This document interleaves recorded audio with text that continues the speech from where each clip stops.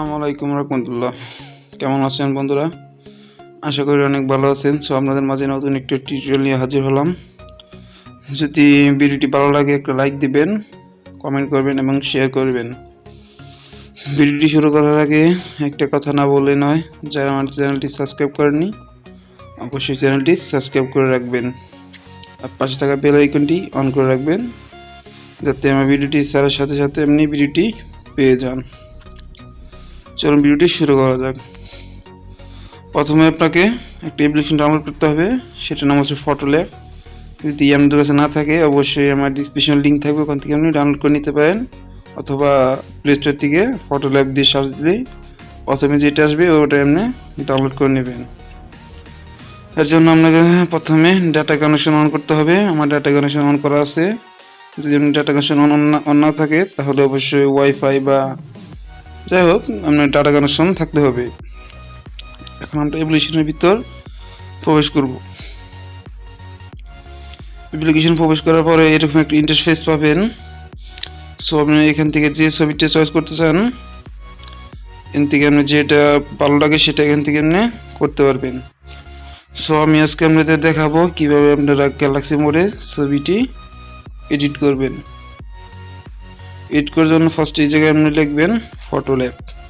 এই জায়গায় প্রথমে আসছে ফটোল্যাব। তো এখান থেকে আমি ফটোল্যাব যাব, দেখতে পারবেন এখানে প্রথমেই সেকেন্ডে আসছে ফটোল্যাব গ্যালাক্সি মোড। সো এখান থেকে আপনি ছবিটি সিলেক্ট করবেন। সিলেক্ট করার পরে দেখতে পাবেন অনেক রকম ছবি আছে। জাস্ট আমি এখান থেকে আমার মতো করে ছবিটি নিয়ে নিব। এখন এখান থেকে আমার চয়েস করে নিলাম এটা। ছবিটা আমি চয়েস করলাম। এখান থেকে দেখতে পাচ্ছেন একটি সবুজ কালারের বাটন আছে, প্লে বাটন। সো এখান থেকে আপনি ডাইরেক্ট ক্লিক করবেন, কিছুক্ষণ সময় লাগবে।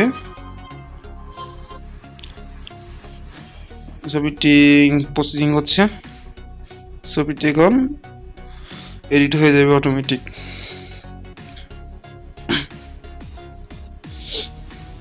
সো বন্ধুরা একটু সময় লাগতেছে, একটু ওয়েট করেন। অলমোস্ট ডন। ছবিটি এখন গ্যালাক্সি মোডে চলে আসছে। এখান থেকে ছবিটি সেভ করার জন্য জাস্ট এখান থেকে আপনি যে ডাউনলোড বাটন দেখতেছেন, এখান থেকে আপনি ছবিটি ডাউনলোড দিবেন। ডাউনলোড করার জন্য এখানে দেখতে পাচ্ছেন ডাউনলোড। ছবিটি ডাউনলোড করে রেখে দিবেন।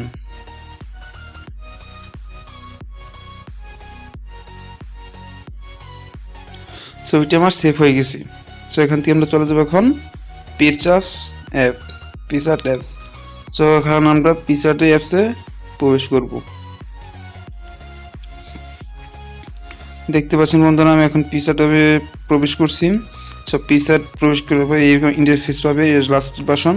সো এখান থেকে আপনারা এড করবেন, সেই ছবিটি এখান থেকে সিলেক্ট করে দিবেন।